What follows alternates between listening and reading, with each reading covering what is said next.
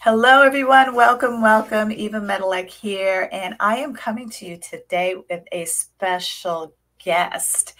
I am speaking with Kimberly McCall today, and she is a seasoned real estate professional. So, those of you who don't know this about me, I've been in real estate as an investor, oh gosh, for about 14 years now, out of the profession of dental hygiene.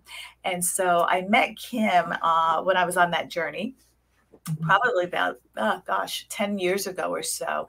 And she has now grown into a multifamily investor after transitioning from home renovations. And what's special about Kim is that she has, how many children do you have, Kim? Five?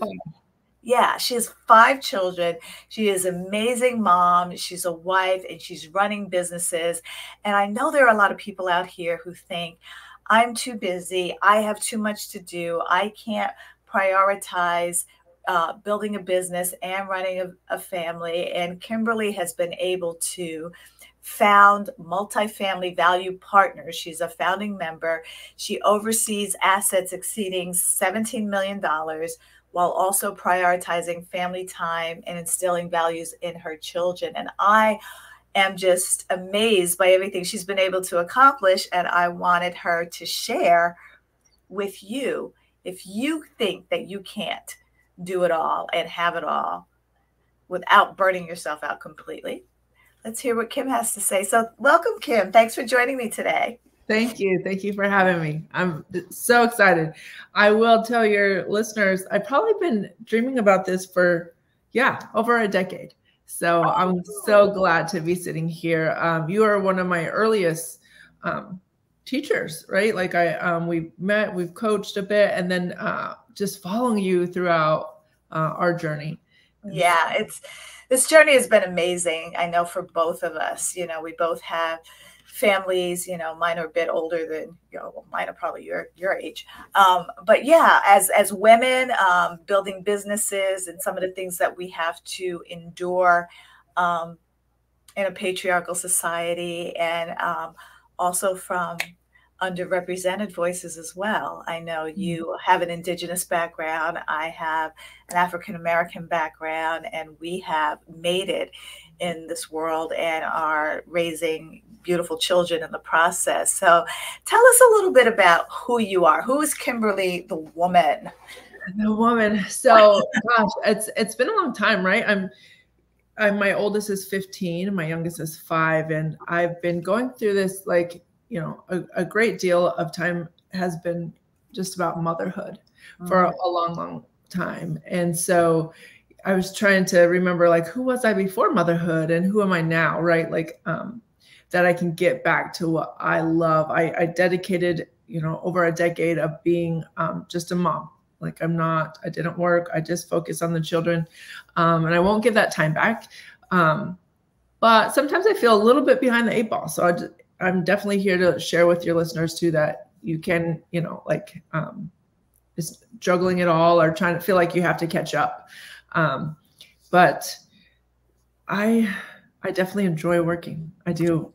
We talked about it with one of my other mentors, and who also has 5 kids. And we talked about, I'm doing this for my children and a legacy for my children. And she's like, you're really doing it for yourself too. Or, and I was like, I almost felt guilty. Like, no, this is for them. I'm doing this for them. And she's like, and you're doing it for yourself. And it was eye-opening to be like, and because I almost felt a little bit of a guilt to say that I enjoy working. I enjoy looking at these numbers. I enjoy doing this research, and I enjoy talking to people. And so I am definitely a person that just I want to love on people. I want to help encourage people that, because, I think about what did I need when I first started. So I want to make sure to be that person for other people. Well, what inspired you to get started in real estate? Because you've been in real estate, over 10 years, right? Mm-hmm. Yes. Yeah. So when we met, I was doing the single family. We took the courses on flipping, wholesaling, and mobile home parks. That's what we started out with. And to get into that, my husband is in the construction field.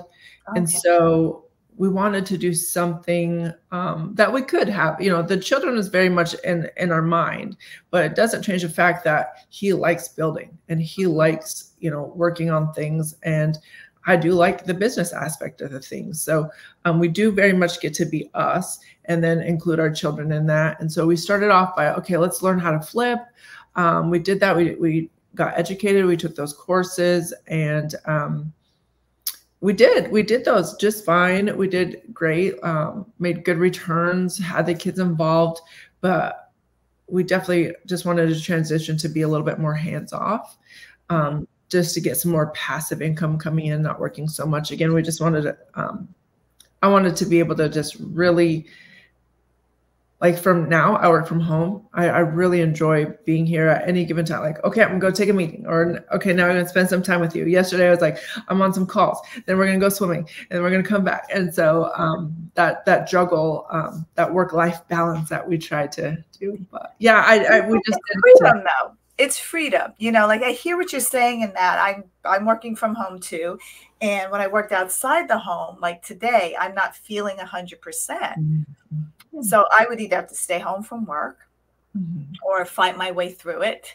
And, because back then we just put on mask and, and dental hygiene. And they were like, that's okay. Eva can still work on you. If she's sick, she'll put on a mask. And I was like, nah, I'm not, always had that pressure that if I don't work, I don't get paid. If I don't trade my time for money, I won't get paid. And so knowing that I'm home, I can be sipping tea. I can lay down on the couch behind me if I want, if I'm not feeling 100%, but still be in contribution was my inspiration for getting into real estate. I just wanted to get my time back, because we can lose money and get that back, but we can't get our time. Once we lose it, it's lost. But yet and still it was scary, because I was raised, go to school, get a job, make a living, you'll have a pet. My dad, 91, still thinks I'm going to have a pension. I'm like, yeah, no, those things are over. What are some of the fears that you had to grapple with when making this decision? Because if it was 10 years ago and your oldest is 15, you had really young children, and we're still having children while you were doing all of this. And what's some of the things that threatened to hold you back, if you will, that you had to work through to push your desires for what you wanted to build? Yeah, no, that's a great question. There's tons of them, right? Like, so let me just pick like the top ones. Definitely like confidence issues. Like, can I truly do this? I thought I'm not, what's the word?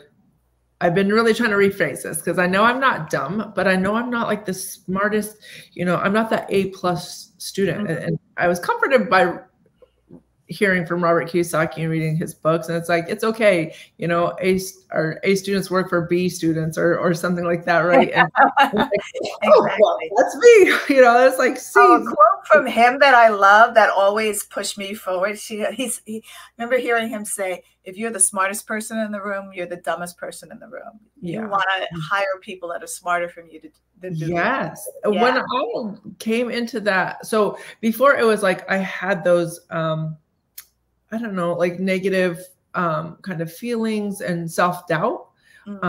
But then I read these books and I keep learning, and that was it. Like, that definitely cured it. Like, oh, I embrace not being the smartest person in the room. And just like you said, like that we learned from him, I don't want to be the smartest person in the room. Like, I am always wanting to go and learn from other people. So biggest self-doubt.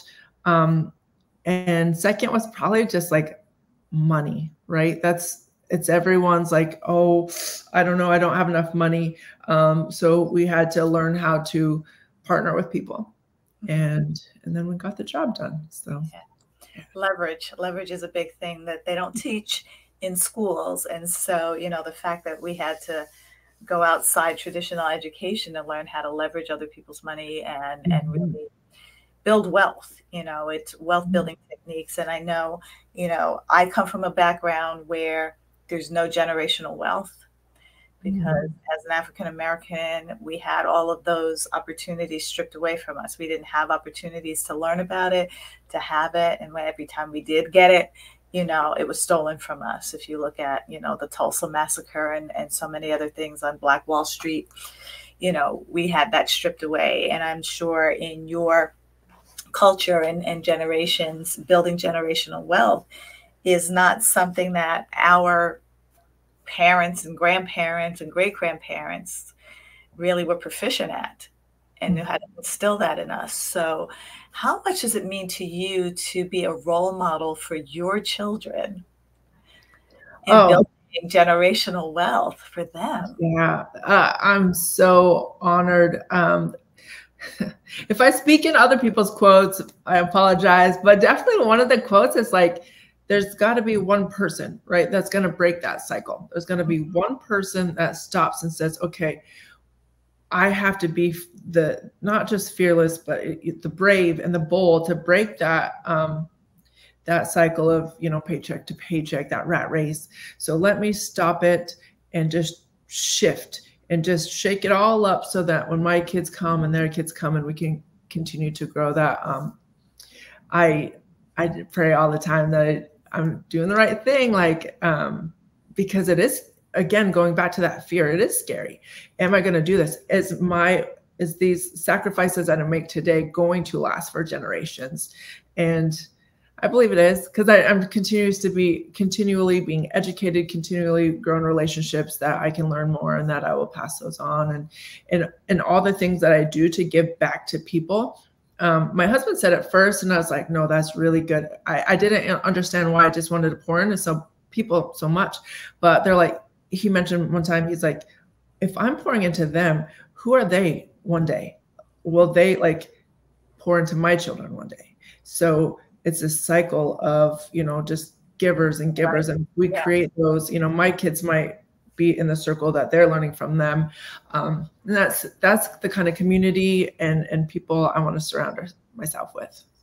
So, what would you say to someone who is listening to this now and has a dream or a goal? I know your husband was in construction, so you got a little bit of a real estate education. I had no, you know, my parents own their house. They still, you know, my dad's still in the same house I grew up in, you know, and that's it. That was kind of the end of the dream for that generation, right? You know what?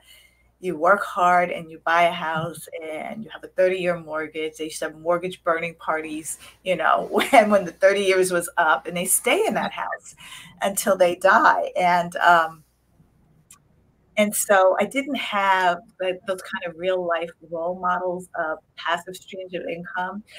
My dad worked 2 jobs and they were all, you know, time for money. And it wasn't about learning how to invest, learning how to leverage, learning how to do other people, you know, leverage other people's money. But I know there are people out there that are saying, I even have some clients, you know, oh, that's for you. I could never be that strong and do that.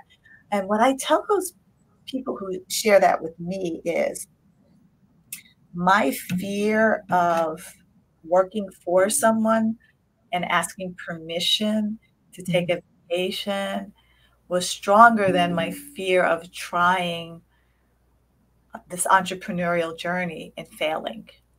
Yeah. Because to be at my age and say, can I take 2 weeks off in the summer? Like, we're leaving for 6 weeks in July. You know, that was always a dream of mine. And I can work from anywhere in the world with the type of work I do, but my husband's from Germany. And so the dream was to always spend a lot of time in Germany. You can't do that with a job. And so I know there are people who want extra, who want more, who want to learn. Yeah. What advice would you give them if they still think, kind of like you did, oh, I'm not, you know, smart enough to be able to do this, and I want to live for my children, but there's something in them that wants a little bit more? What would you say? Oh gosh, that's so good. It's hard, right? Like, I'd say so much stuff. One is like, are you like, is it a dream or like, we have to be able to separate, like, do I want to make this a reality, or am I just going to wish all the time? Am I just going to wish for something? And you have to make up your mind, because it might not seem like work, or we say freedom, but it is truly freedom because I get to dictate what I do that day. So it's not somebody at permission. That just made me, I tried it. I tried it because I love this company so much. And I went there, I went to work for 2 years, you know, after being, you know, an entrepreneur for some years, and then just loving it and wanting to pour into the people, like students. So I was like, okay, I'm going to go be this coach. And I tried it but yes, I always had to ask permission, and I had to, you know, like I have these great ideas, like, oh, we should teach them this. Let's do a call and let's teach on this. And they're like, yeah, no, we're not going to teach on that. And I'm like, what? Like, so sometimes you just have to, you know, are you truly passionate about it? Like, is it just a desire, or are like, am I passionate and I'm going to make it happen? There is no ifs, ands, or buts. And that's what for me is like, just passion. I have passion behind this. So I'm you're a strong-willed lady. I can attest to that. But what about that fear part, Kim? Because, you know, as passionate as we are, so many people, especially women, have fear of failing, have fear of letting people down. What if it, you know, what if it doesn't work out? What if the process is too hard? What if I lose something while trying to build? You know, we have those three main fears that keep us from acting courageously. What lit the fire under you to keep going? Well, when I started, like, I was just reading books, right? Like, it started with the Purple Bible that everyone reads, is the Robert Kiyosaki. Talking about, for those of you who don't know. Yes, books are all in purple, so over there, my copy. But so that was the one, right? That opened, like, that, like, kind of like lit the fire. And then so for me, like, I would just suggest, like, just keep, even if it's, I'm on I tell people I'm okay if I'm on the slow train, because for me, it's going to be like, I want it to be the marathon that will last, not just an instant sprint. So I guess the fear of failing, I'd rather go, you know, step by step than not at all, right? Like, there's no stagnant here. So I think sometimes we try to compare, like, right? We try to compare my level 2 to Eva's level 20, right? And it's like, no, it's okay. Like, you'll get there, right? So patience is what I'm hearing and all that. Yes, resiliency. You will fail. And I think that's, and all the books that I keep reading, it's a common denominator of successful people. And like, so you haven't tried hard enough if you haven't failed. It's a part of the journey. Definitely. So we say it's not failing, it's learning, right? It's lessons learned. So definitely hold on to that. Right? Like, it's okay. It's going to be okay. I think the thing that too is like, what are my people around me going to think? You know, who is my family going to say, or my old friends, or anything like that? And it's like, another quote, it's like, people that are doing less than you are more than you are not going to be the ones that criticize you. So again, who are we surrounding ourselves with? And I'm going at this. I just had you on a meetup the other day for us, and I'm not getting any criticism from Eva. She's like, come on. Oh, you're doing big things. Come on, let's tell people about it. Not if other people might be like, really, you're doing that? Like, you know, I've had them, because I'm promoting this event on my personal social media, and they're like, what are you doing? What are you doing now? And it's like, if it's not for you, it's okay. Like, just keep going. Just resilience, staying the course. I like to say a lot.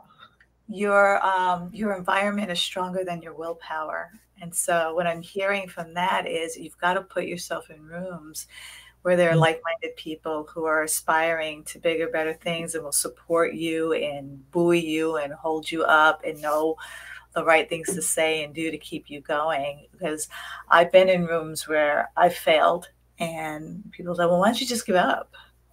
And I'm like, no, that's not a part of the problem. If I fail, I'm going to complain about it. That's my process.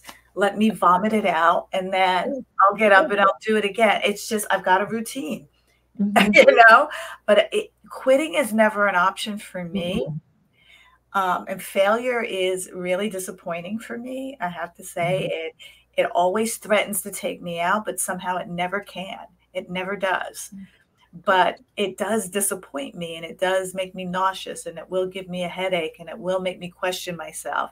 And then I just, as a high performance coach, I have my routines that really regenerate energy in me to get going. And sometimes you got to take a step back, breathe, get rest. I mean, rest is really important. That helps you in the creative process and seeing things clearly in order to keep going. And so people who are burnt out and overwhelmed, and overcommitted, that's an enemy of excellence, and that'll have you feel like quitting or giving up. But you can have the feeling.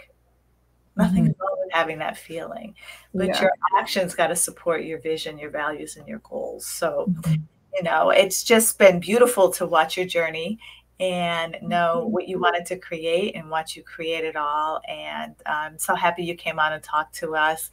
I mean, this woman is a powerhouse. She is doing it and raising 5 beautiful, amazing children. Yeah.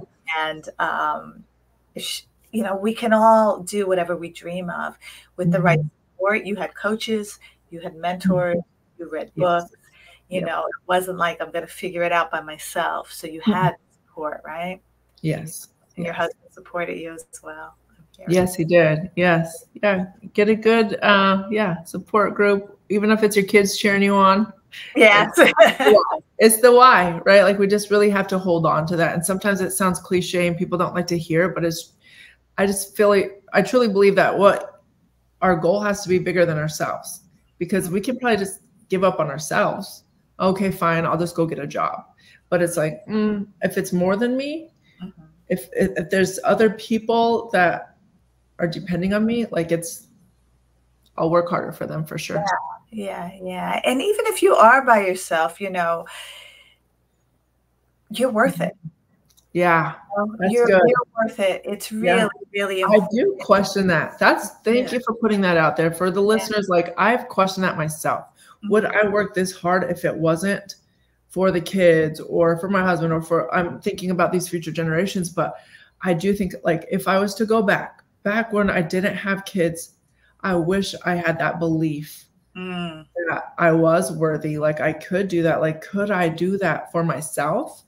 And I can't answer that because I'm not there, but I wish I would. I wish I had that like, okay, belief in myself and determination, like I'm going to do this. So yes, this is definitely for people that are alone. Like, and it's interesting that you said that, because when I made the decision to invest in coaches and mentors and training for real estate, I was married at the time. We'd only been married for a year, but he wasn't on board.